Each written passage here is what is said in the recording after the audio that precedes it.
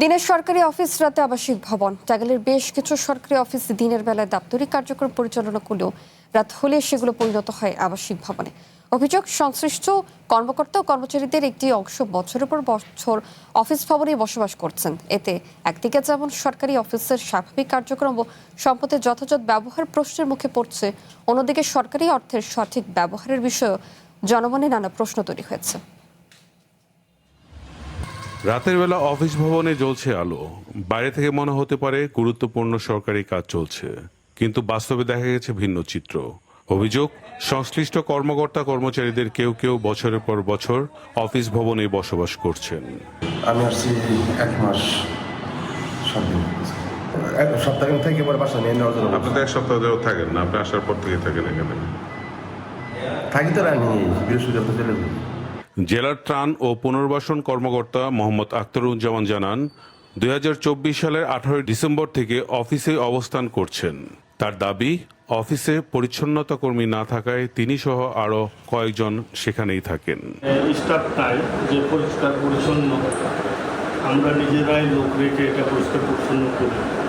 যেমন আমরা অফিসের কোনো পরিচ্ছন্নতা কর্মী নেই, সেহেতু আমরা এখানে পরিষ্কার পরিচ্ছন্ন করে আমরা নিজেরা এখানে আমি থাকি আর কি। এই ধরনের চিত্র দেখা গেছে মহিলা বিষয়ক অধিদপ্তরেও।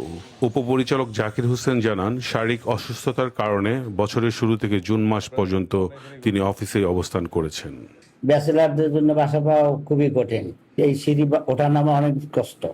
সব মিলে মানে এত অসুস্থ ছিলাম, তারপরও অফিসের স্বার্থে আমি অফিসে আসছি, এখানে থাকতে হয়েছে। তবে শুধু রাতেই নয়, দিনের কর্মঘণ্টাতেও সরকারি অফিসের কক্ষে আবাসিক ব্যবহারের চিত্র মিলেছে।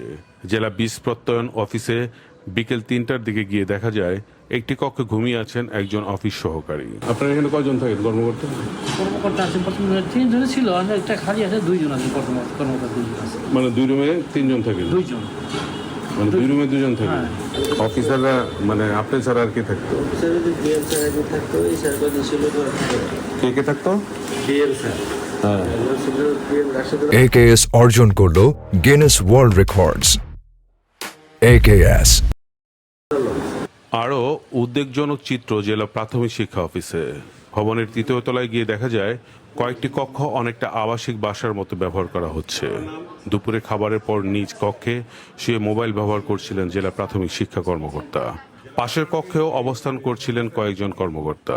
তবে কর্মকর্তাদের দাবি, অফিসে নাইট গার্ড না থাকা সহ নানা কারণে তাদের সেখানে অবস্থান করতে হচ্ছে।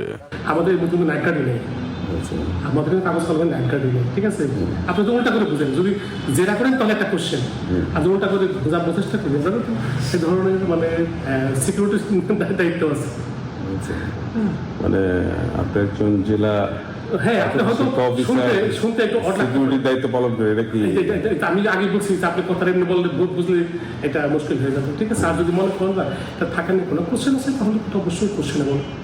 বিষয়টি নিয়ে জেলা প্রশাসকের কাছে জানতে চাইলে তিনি জানান, এ ধরনের কোনো লিখিত অভিযোগ এখনো তার কাছে আসেনি। তবে অভিযোগ পাওয়া গেলে বিষয়টি খতিয়ে দেখার আশ্বাস দেন অতিরিক্ত জেলা প্রশাসক।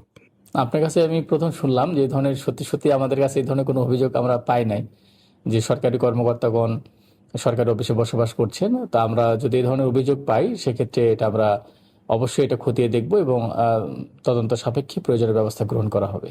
সরকারি বাসা ভাড়া ও অন্যান্য সুযোগ সুবিধা গ্রহণের পাশাপাশি সরকারি অফিসকে আবাসিক ভবন হিসেবে ব্যবহার করা বিধিমালার সঙ্গে সামঞ্জস্যপূর্ণ কিনা তা নিয়ে প্রশ্ন তুলেছেন সচেতন নাগরিকরা।